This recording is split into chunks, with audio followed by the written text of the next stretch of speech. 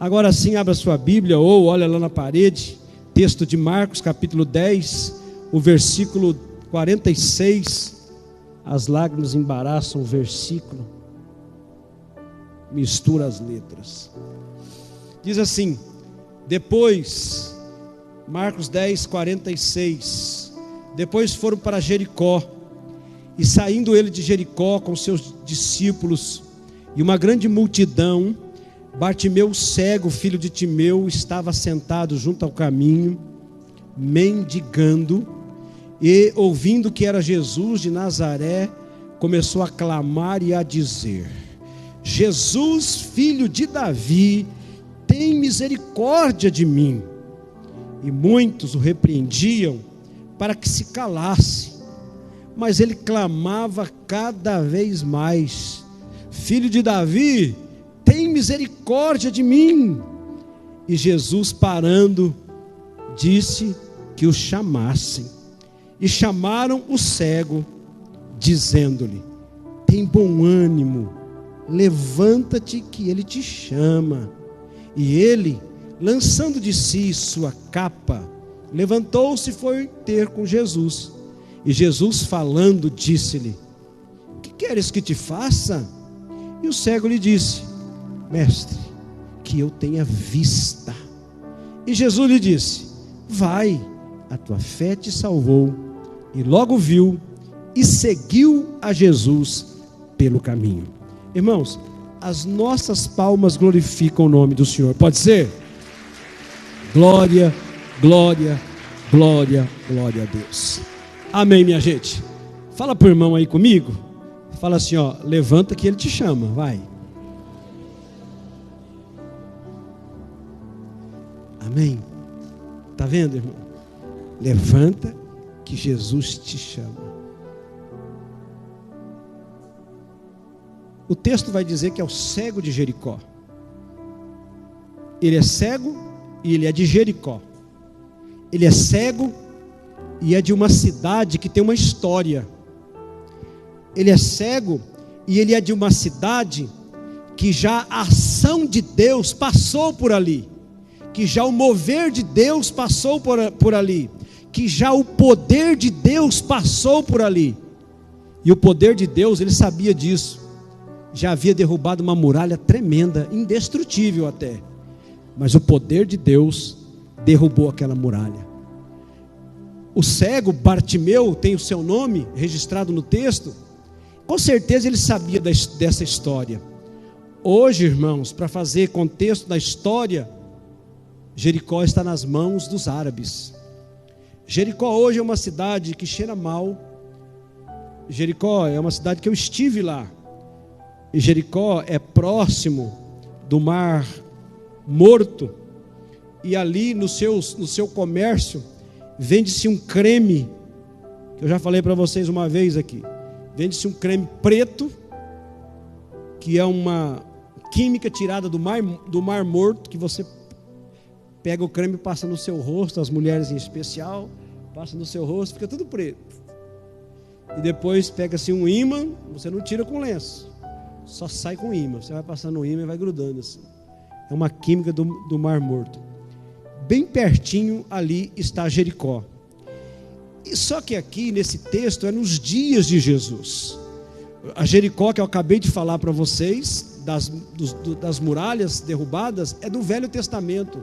É dos dias antigos, inclusive muito antigo, dos dias de Josué. Lá já pertinho da vivência, da história do tempo de Moisés. Mas irmãos, quantos hoje estão como Bartimeu? Estão numa cidade rica, numa cidade famosa, numa cidade conhecida, ou não, mas estão vivendo à margem, a uma margem econômica, causada pela condição de cegueira que o Bartimeu está vivendo, por uma situação limitada. E aquela situação fazia com que Bartimeu andasse maltrapilho, aquela situação fazia com que Bartimeu andasse sozinho, aquela situação fazia com que Bartimeu andasse à margem do caminho, porque Jesus o encontrou à margem do caminho. Ele era cego, não podia ver, vivia isolado. Gente, é a sociedade de hoje. Pessoas sozinhas, pessoas cegas, talvez não na sua visão natural, mas com certeza na sua visão espiritual. Amados, mas esse homem, olhe para mim, ele se vira. Esse homem se vira. Eu não sei como Bartimeu se dá conta de que Jesus é alguém importante. É como se realmente a sua visão não não tivesse tanta importância para conhecer a pessoa de Jesus. Ele abre os seus ouvidos e ele abre o seu coração, irmãos. E quando Jesus vai dizendo o texto que vai passando pela cidade de Jericó, Bartimeu sabe que Jesus está por ali. A Bíblia vai nos dizer que ele tem uma capa típica de um mendigo que fica pedindo com uma latinha nas ruas modernas de hoje, pedindo esmola. Ele fica ali, à beira do caminho, obviamente, porque ele não pode estar no meio do caminho, porque as pessoas vão atropelá-lo. As pessoas vão fazer algo difícil com ele, vai realmente trazer dificuldades para ele. E ele ficava ali à beira do caminho, minha gente, até que ele começa a perceber que Jesus está passando. De alguma maneira ele soube e ele clama. O meu texto vai dizer pelo menos uma, duas vezes, mas eu penso que mais. Ele fala: Jesus, filho de Davi. Fala essa expressão comigo, vai, irmão. Jesus, filho de Davi. Fala aí. Jesus, filho de Davi. Aí ele cita assim, vírgula: tenha misericórdia de mim. Os discípulos, que são muito amigos de Jesus, mas não muito amigos de Bartimeu, vai dizer que ele está atrapalhando, que ele está gritando, que ele está trazendo dificuldade. Mas o texto vai dizer que ele grita mais alto, ou fala mais uma vez: Jesus, filho de Davi, tem misericórdia de mim. Irmãos, e aqui é que, como os pregadores dizem, é aqui que eu começo a pregar para você. Jesus ouviu esse grito, essa voz, esse clamor, esse pedido de ajuda, de misericórdia, entrou no ouvido de Jesus. E Jesus foi tocado por essa voz. Jesus foi tocado por essa fala. Jesus foi tocado por essa necessidade. Mas pastor, Bartimeu não tocou nele como tocou a mulher nas orlas de Jesus. Mas Bartimeu tocou em Jesus com palavras. Bartimeu tocou em Jesus com uma oração. Bartimeu tocou em Jesus com um clamor.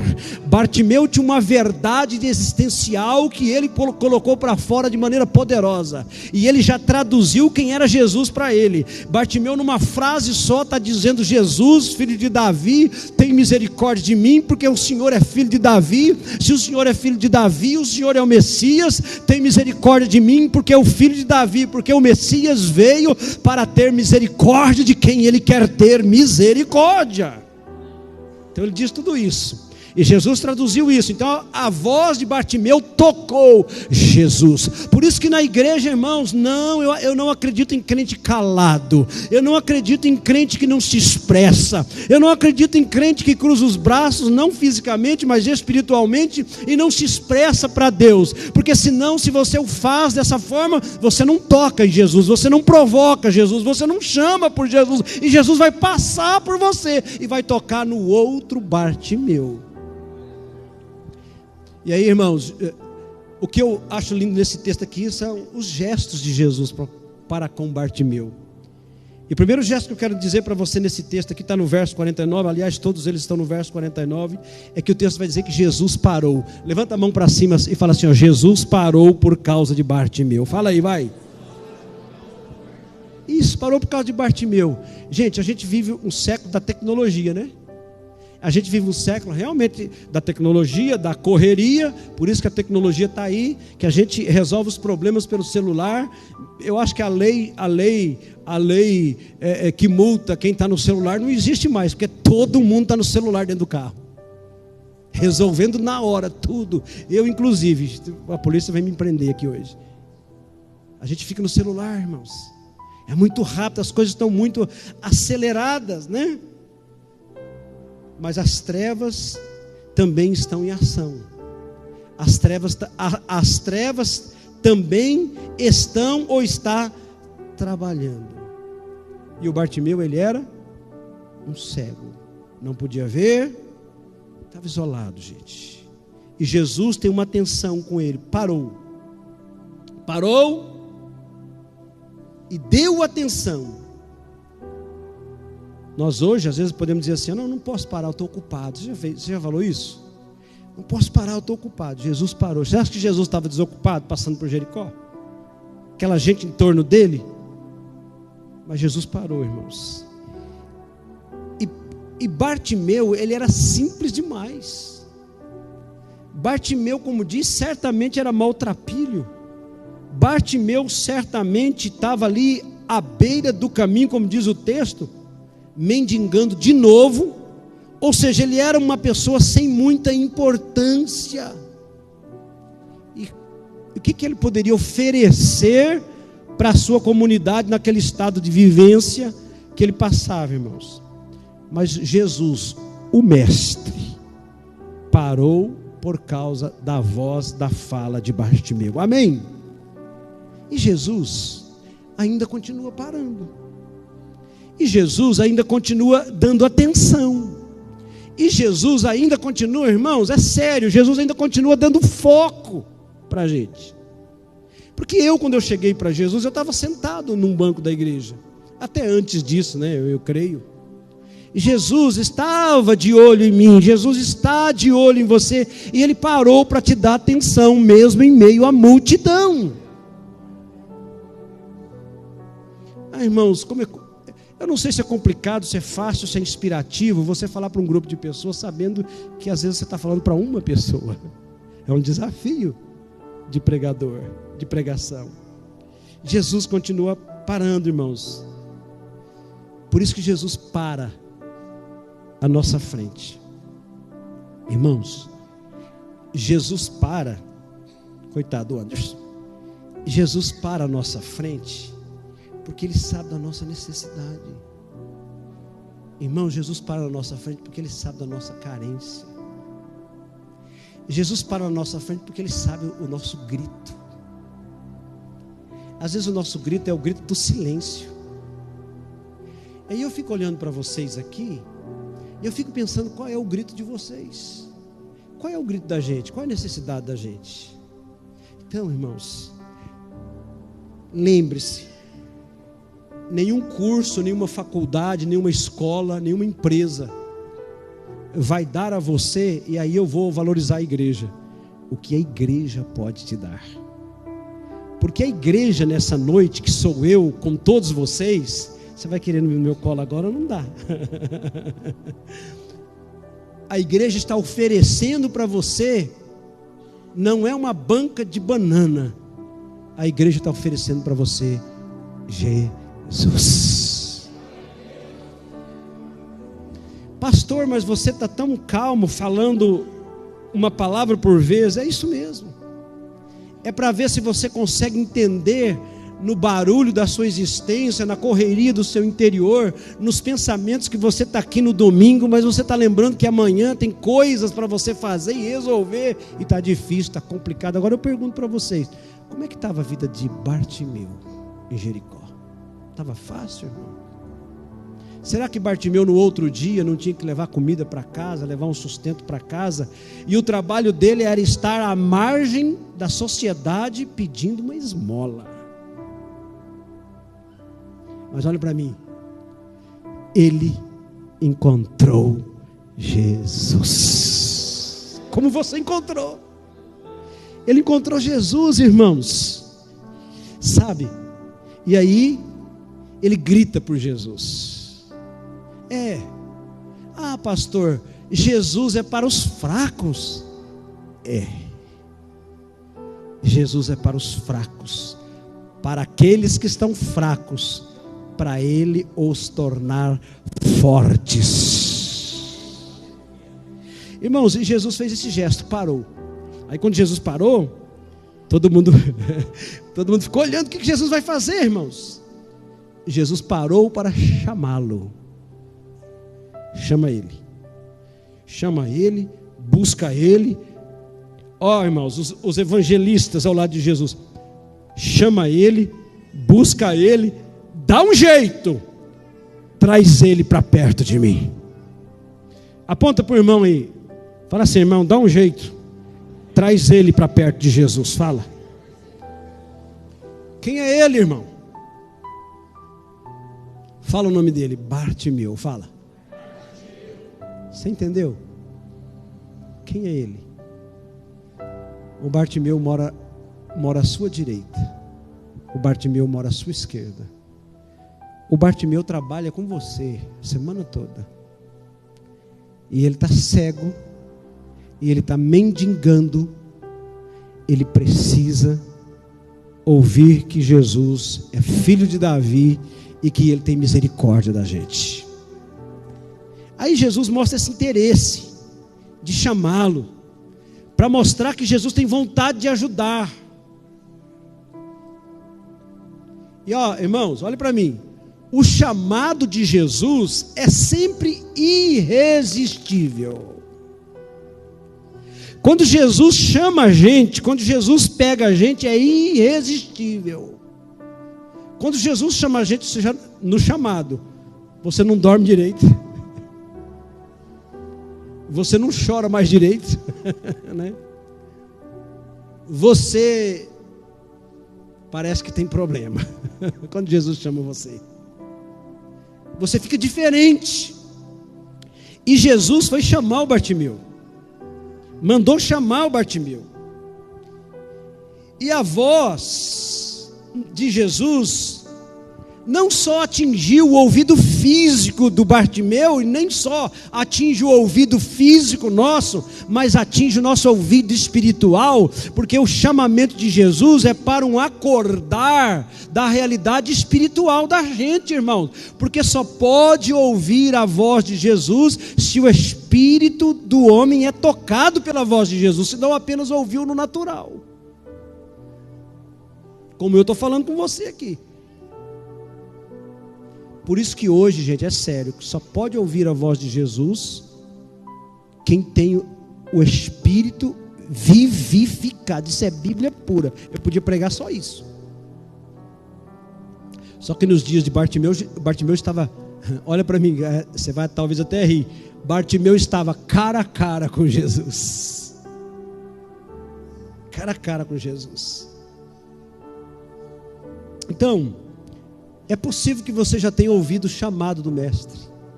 Já tenha ouvido, irmãos, uma vez, duas vezes, três vezes. Mas você não tem atendido esse chamamento, amados. Esse chamamento do vinde a mim, vós que estáis cansados, sobrecarregados, desanimado, que eu vos aliviarei.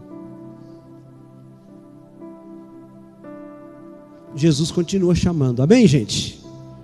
Jesus continua chamando, Jesus continua chamando, Jesus continua chamando, e você está aqui nesta noite. Jesus parou para te dar atenção nesta noite. Dê atenção você para Jesus, amém? Dê atenção você para Jesus. E Jesus o chamou. Esse foi o segundo. Ele parou, ele chamou. E sabe o que ele faz mais? Ele conversa com ele, amém, amados? Jesus quer falar com você. Jesus parou, mandou os outros chamar, e agora Jesus conversa com Bartimeu. E a conversa que Jesus tem com Bartimeu não é outra, irmãos. Jesus fala para ele assim: o que queres que eu te faça? Quando Jesus fala para ele o que queres que eu te faça, tenho certeza que no espírito de Bartimeu, ele foi buscar essa necessidade do desejo do que Jesus fizesse na vida dele. Poderia estar evidente para nós, mas e se Bartimeu tivesse dado outra resposta? Bartimeu respondeu, o quê? Eu quero ter vista. Aí eu pergunto para você assim, ele podia ter respondido assim: Jesus, eu quero ter vida, não vista. Eu quero ter vida. Quem sabe você está aqui nesta noite, irmão, você está enxergando muito bem, e eu vou até dizer, talvez até demais. Mas Jesus está dizendo para você: o que queres que eu te faça? Jesus, eu quero ter vida. Eu quero ter vida, Senhor. É como se estivesse sem vida. O que queres que eu te faça? O que queres que eu te faça? Jesus está dizendo assim, deixa a sua necessidade nas mãos de Jesus. O que queres que eu te faça? Sua necessidade está na minha mão. Agora, irmãos, Deixa eu dizer uma coisa para vocês. Sabe o que o Bartimeu fala aqui no verso 50, né? Quando 51, Jesus fala assim, 50, e ele lançando de si a sua capa, levantou-se e foi ter com Jesus, né? Que talvez você já até falou assim, eu já sei que o pastor vai falar, vai pregar sobre a capa do Bartimeu. Não. E Jesus falando disse-lhe, que queres que eu te faça? E o cego lhe disse, mestre, que eu tenha vista. E olha, irmãos, e Jesus lhe disse assim, vai, a tua fé te salvou. Ei, parou aí comigo. O Bartimeu está vivendo uma vida miserável à beira do caminho a vida toda. O Bartimeu está vivendo uma vida de cegueira a vida toda. O Bartimeu está vivendo uma vida de mendigância ou mendigo a vida toda. Mas aí, irmãos, quando ele chega clamando o nome de Jesus, Jesus vai perguntar para ele, o que queres que eu te faça? E ele fala que quer ter vista, e Jesus responde para ele assim, vai, a tua fé te salvou. E logo viu e seguia Jesus pelo caminho. Olha para mim, a tua fé te salvou? Irmãos, pegue isso no seu espírito que eu vou dizer agora, que eu nem sei o que eu vou dizer, vai fluir. Aonde que estava essa fé? A fé já estava em Bartimeu. A fé já estava no Bartimeu que era cego. A fé já estava no Bartimeu que era mendigo ou mendigo, as duas palavras estão corretas.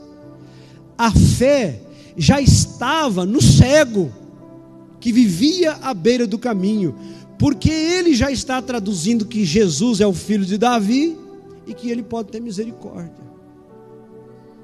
Olha para mim, essa fé desse homem que já ouviu de Jesus, já viveu uma história com Jesus em ouvir de Jesus, já está dentro dele.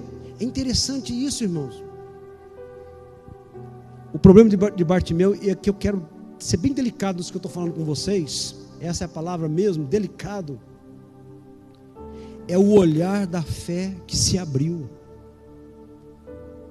A importância do milagre do Bartimeu, irmãos, está no encontro com Jesus. Olha para mim.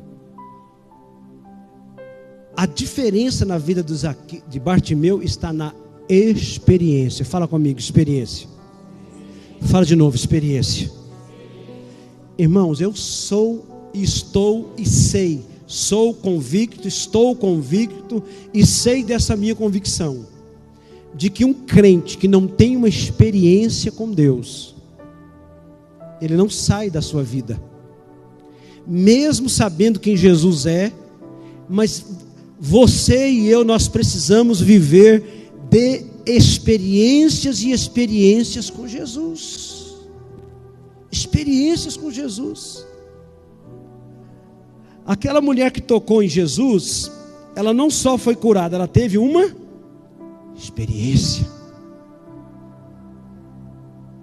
Irmãos, quando alguém faz uma comidinha, que vai uma folhinha, tem um tantinho de comida assim, e não sei o que, coloca no pratinho ali, que custa 10 mil reais, ele não está pagando por uma comida, dizem aí a classe abastada ou mais alta.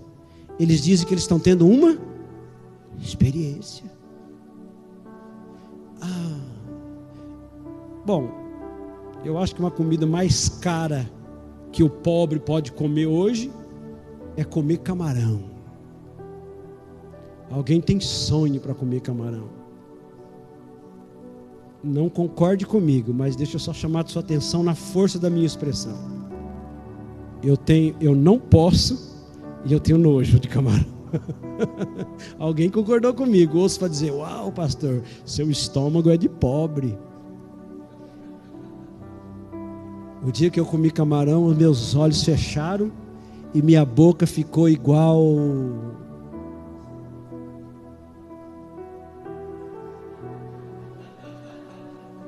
Não sei. Você lembrou de quem? Desse tamanho, e coçava ainda. E olha que os camarões não eram nem desse tamanho, era desse tamanho dentro do arroz. E foi na casa de um irmão em Itajaí, que tinha um barco que pescava camarão e tudo. E ele fez um arroz para mim. Fiquei lá um mês naquela casa de experiência no seminário. E aí o homem querendo me trazer uma experiência de comer camarão, eu tive a experiência, irmãos. Os olhos inchou, a boca inchou, quase não dormi de noite, a garganta quis fechar. Foi aí que eu descobri que eu não posso comer frutos do mar, graças a Deus. Mas eu posso comer, viu, pescadores? Fruto do rio. Fruto do rio eu posso comer. Uma experiência. Irmãos, e experiência com Jesus, a gente se deixa. A gente se deixa ter experiência. Então a gente precisa se deixar ter uma experiência.